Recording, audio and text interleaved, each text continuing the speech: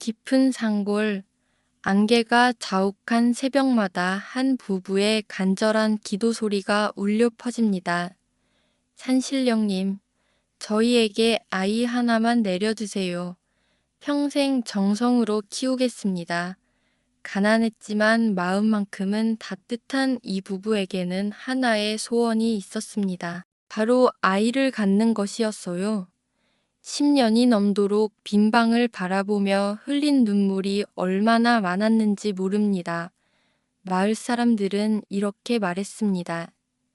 저 부부는 참 좋은 사람들인데 왜 아이가 없을까? 하지만 부부는 절망하지 않았습니다. 매일 산신각에 올라가 정성을 다해 빌었어요. 때로는 비가 와도 눈이 와도 빠뜨리지 않았습니다. 그들의 간절함은 하늘도 감동시킬 만했어요. 당신, 이상한 꿈을 꾸었어요. 어느 날 밤, 아내가 남편을 깨웠습니다. 하얀 사슴이 나타나서 말하더군요.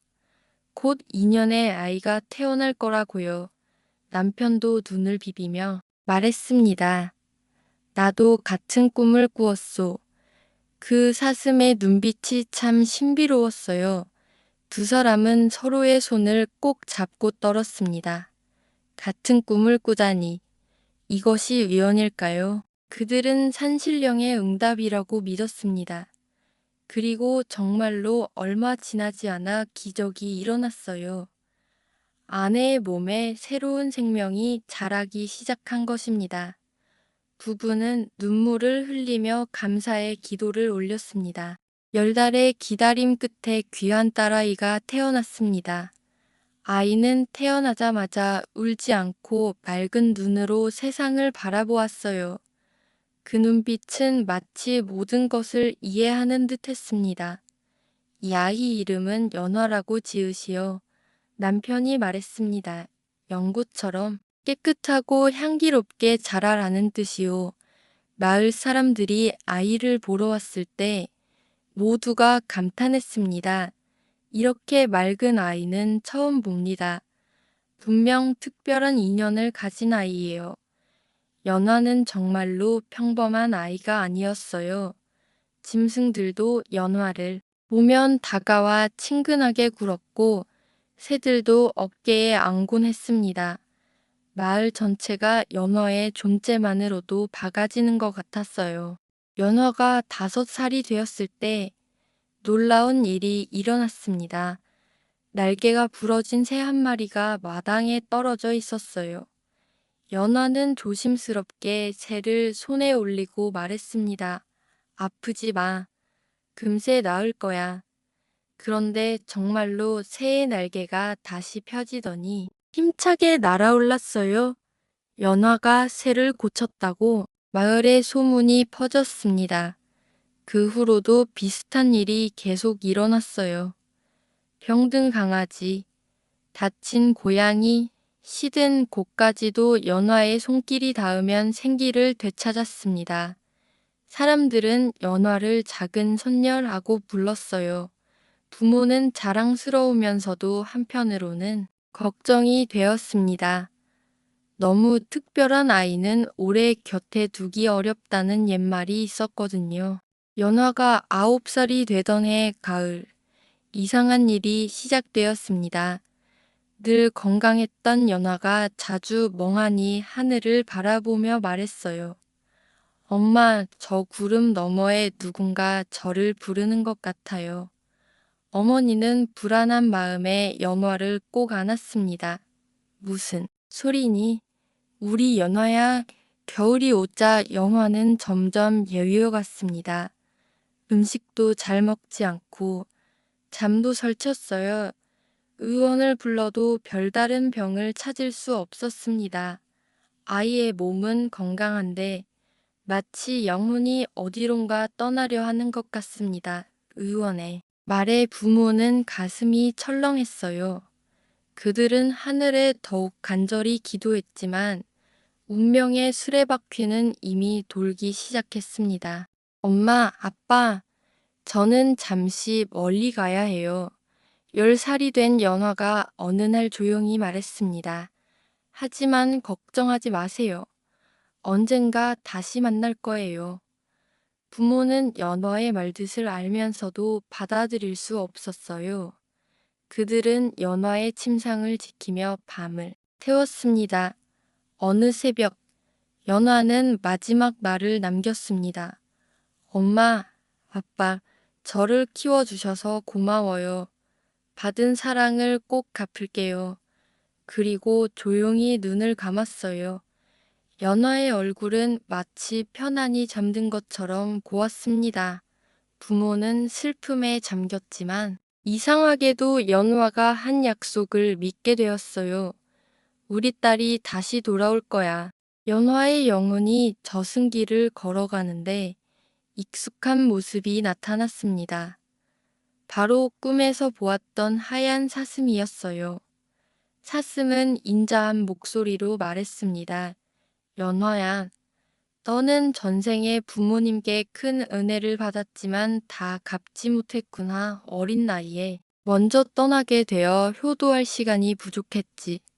그래서 나는 다시 태어나야 하나요? 연화가 물었습니다. 그렇다.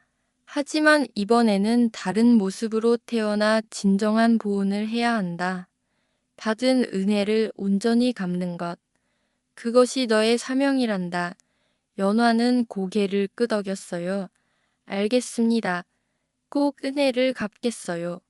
하얀 사슴은 미소 지으며 연화의 영혼을 다시 세상으로 보냈습니다. 한양에서 그리 멀지 않은 마을, 양반 집안에서 건강한 사내 아이가 태어났습니다. 이 아이 이름은 도윤이라 하자.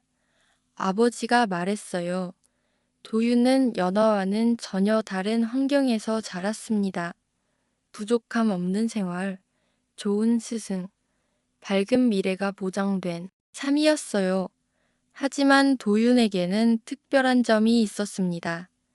다른 또래 아이들과 달리 어려운 사람을 보면 그냥 지나치지 못했어요.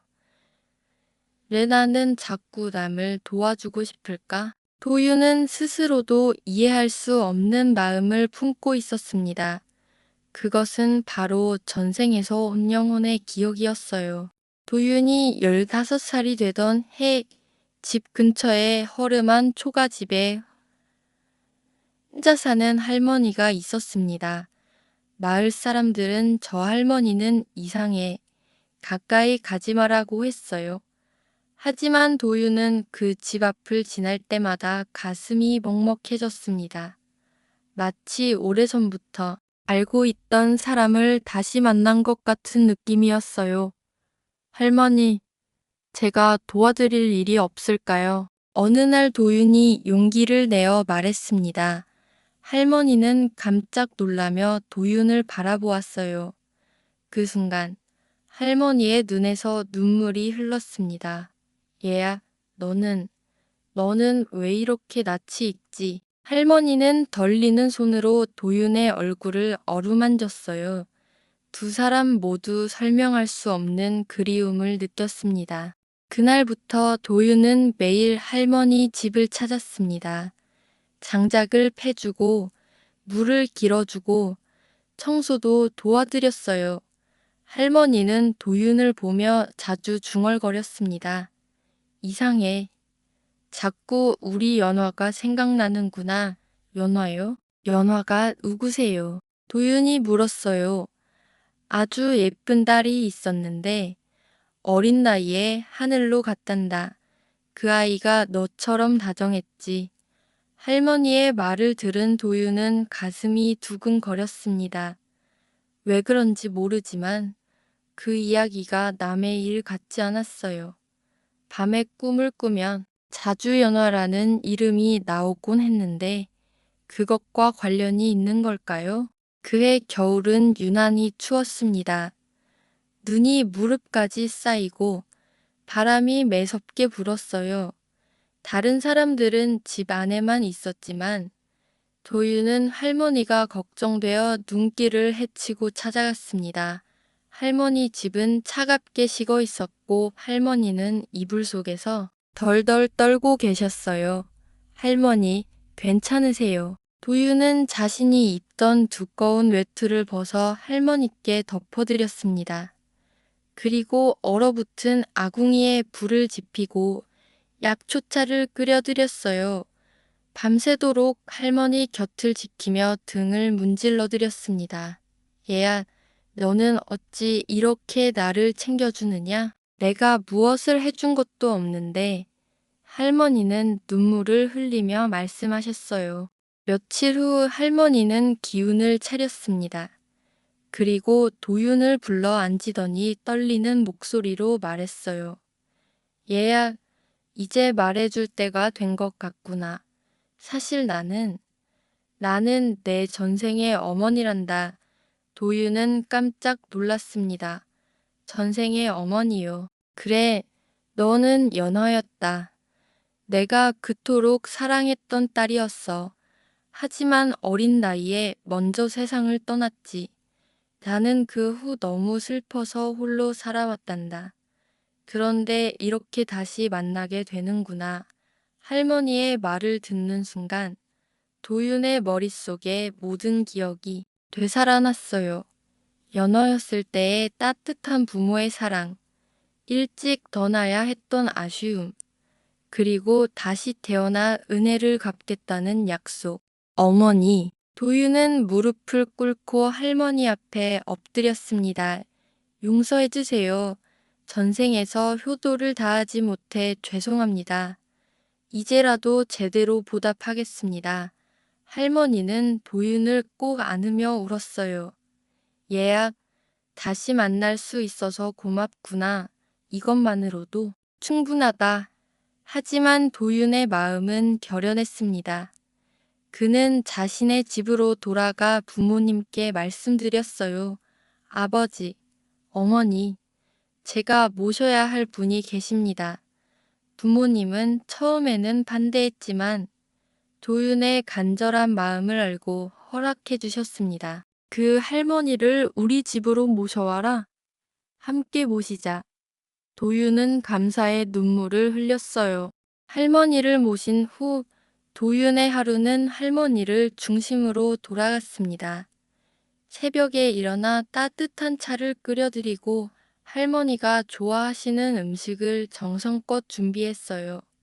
할머니의 옷을 빨아드리고 방을 정리해드리며 밤에는 예시야기를 들려드렸습니다. 도윤아, 내가 이렇게까지 할 필요는 없단다. 할머니가 말씀하시면 도윤은 환하게 웃으며 대답했어요. 어머니, 이것은 제 기쁨입니다. 전생에서 못다 한 사랑을 지금 전해드리고 있어요. 마을 사람들도 도윤의 효심에 감동했습니다. 저 젊은 양반이 남의 할머니를 친어머니보다 더 잘 모신다며 칭찬을 아끼지 않았어요. 도윤의 친구들은 과거 공부에 열중하고 있었습니다. 도윤아, 너도 공부해야 하지 않겠니? 좋은 벼슬을 얻을 기회를 놓치고 있어. 하지만 도윤은 흔들리지 않았어요. 지금 내가 해야 할 일은 할머니를 모시는 것입니다. 공부는 나중에 해도 되지만 효도는 지금 해야 하는 것입니다.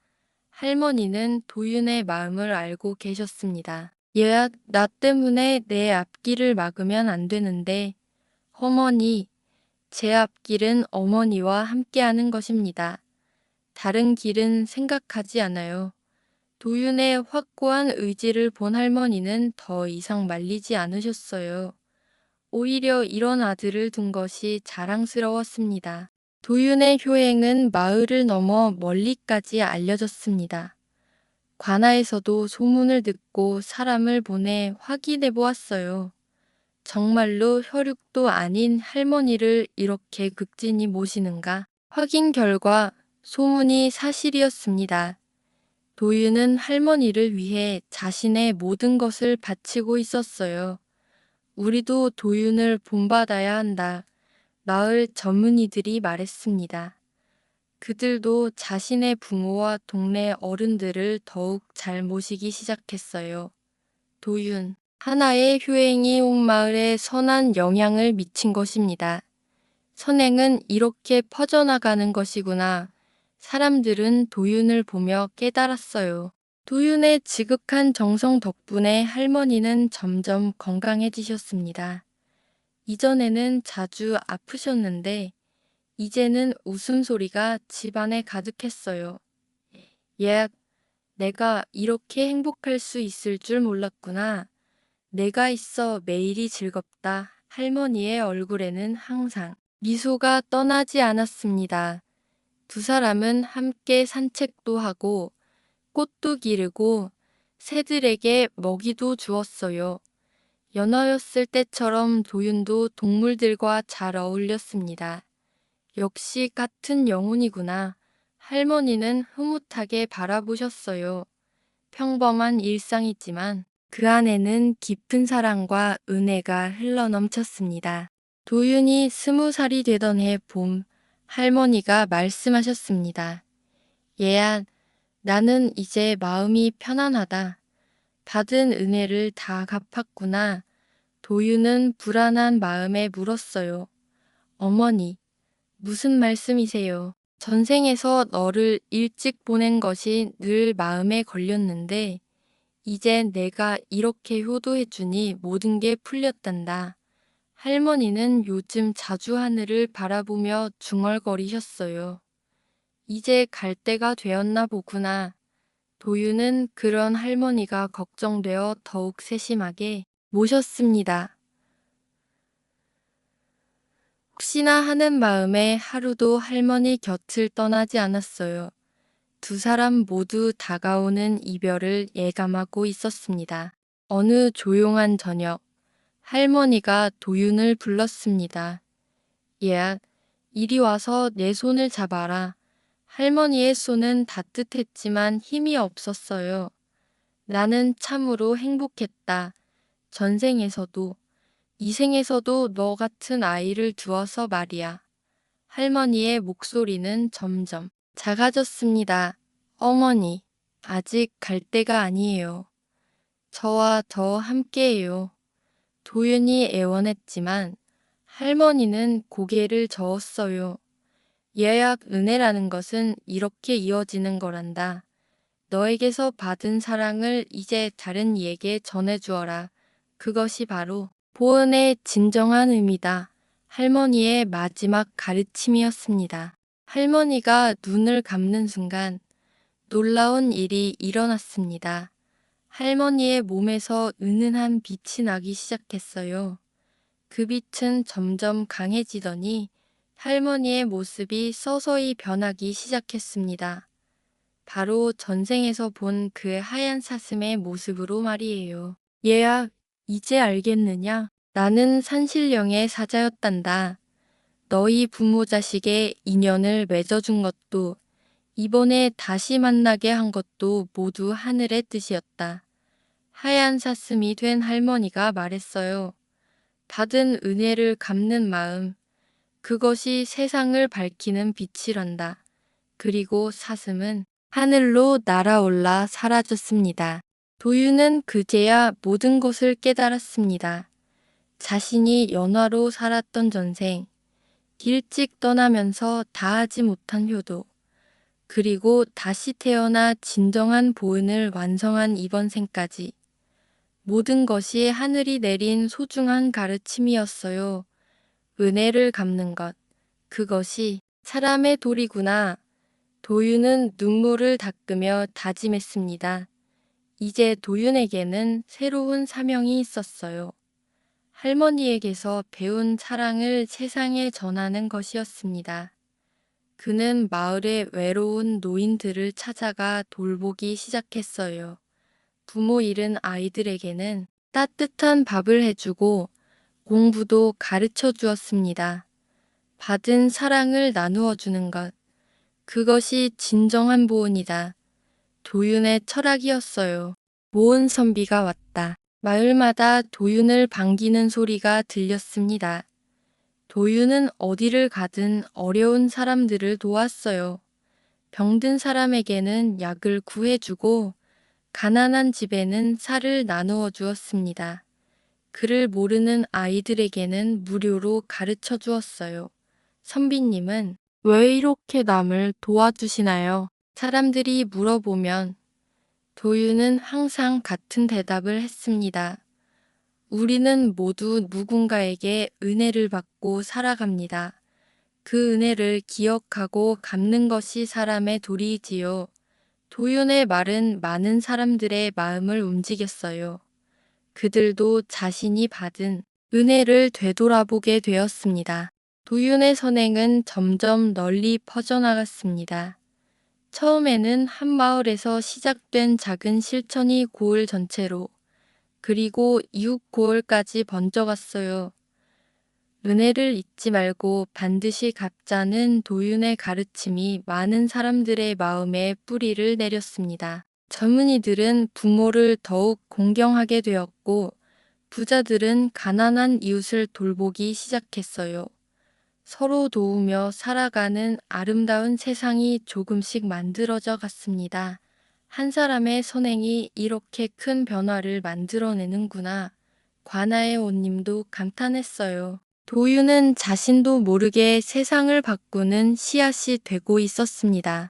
세월이 흘러 도유는 30이 되었습니다. 그동안 벼슬길에 나가지 않았지만 그의 삶은 누구보다 풍요로웠어요. 물질적 부는 없었지만 마음의 부는 넘쳐났습니다. 사람들의 고마운 마음, 아이들의 밝은 웃음소리, 어르신들의 따뜻한 격려가 그의 진정한 재산이었어요. 선비님, 이렇게 살아서 후회는 없으신가요? 한 젊은이가 물었습니다. 도윤은 환하게 웃으며 대답했어요. 후회란요? 나는 이 세상에서 가장 부유한 사람입니다. 받은 사랑을 나누어 주고 그 사랑이 다시 돌아오는 것을 보는 기쁨만큼 큰 부가 어디 있겠습니까? 젊은이는 도윤의 말에 깊은 감동을 받았어요. 도윤이 35이 되던 해 마을에 새로운 가족이 이사를 왔습니다. 아버지를 잃고 어머니와 어린 딸만 남은 가족이었어요. 어머니는 병약했고 10살 된 딸은 어머니를 돌보느라 학교도 가지 못하고 있었습니다. 도유는 그 모습을 보고 전생의 자신을 떠올렸어요. 이 아이는 마치 연화 같구나. 도유는 그 집을 찾아가 도움을 제안했습니다. 제가 아이를 가르쳐 드리겠습니다. 어머님의 병간호에 필요한 것도 도와드리고요. 처음에는 경계하던 어머니도 도윤의 진심을 알고 고개를 숙였어요. 고맙습니다. 이런 은혜를 어떻게 갚아야 할지. 은혜는 갚으려고 하지 마세요. 도윤이 말했습니다. 대신 이 아이가 자라서 누군가를 도울 수 있는 사람이 되도록 키워주세요. 그것이 진정한 보답입니다. 도윤의 이야기는 멀리 한양까지 전해졌습니다. 양반집 자제들 중에서도 도윤을 찾아오는 이들이 생겼어요. 저희도 선생님처럼 살고 싶습니다. 진정한 보은이 무엇인지 가르쳐 주세요. 도윤은 그들을 정중히 맞이했습니다. 보은은 거창한 것이 아닙니다. 도윤이 설명했어요. 부모님께 따뜻한 차 한 잔 드리는 것, 길에서 넘어진 사람을 일으켜 세우는 것, 배고픈 아이에게 밥 한 그릇 나누어 주는 것, 이런 작은 실천이 모여서 큰 은혜가 되는 것입니다. 젊은이들은 도윤의 가르침을 마음에 새기고 각자의 고향으로 돌아가 실천하기 시작했어요. 세월은 빠르게 흘러 도윤의 머리에도 흰머리가 섞이기 시작했습니다. 하지만 남을 돕는 그의 마음은 변하지 않았어요. 오히려 나이가 들수록 더욱 지혜로워진 도윤은 많은 사람들의 스승이 되었습니다. 선생님, 요즘도 매일 바쁘시네요. 제자 중 하나가 말했습니다. 선생님도 이제 좀 쉬셔야 하지 않을까요? 도윤은 고개를 저었어요. 남을 돕는 일에 쉼이 어디 있겠소? 내가 숨을 쉬는 동안은 계속 도울 거요. 그것이 내가 이 세상에 태어난 이유니까. 제자는 스승의 변하지 않는 의지에 감동했습니다. 도윤이 쉰을 넘긴 어느 날, 그는 제자들을 불러 모았습니다. 내가 여러분에게 전하고 싶은 마지막 말이 있습니다. 제자들은 긴장하며 스승의 말을 기다렸어요. 은혜라는 것은 갚는다고 끝나는 것이 아닙니다. 받은 은혜를 갚고 또 다른 은혜를 베풀고 그것이 끝없이 이어져야 하는 것입니다. 세상에는 보이지 않는 은혜가 참 많습니다. 햇빛, 공기, 물, 우리가 당연하게 여기는 모든 것이 은혜입니다. 그 은혜에 감사하며 살아가십시오. 그리고 여러분도 누군가에게 은혜로운 존재가 되십시오. 제자들은 눈물을 흘리며 스승의 가르침을 가슴에 새겼어요. 그해 가을, 도윤은 연화의 부모님이 묻힌 고향 마을을 찾았습니다.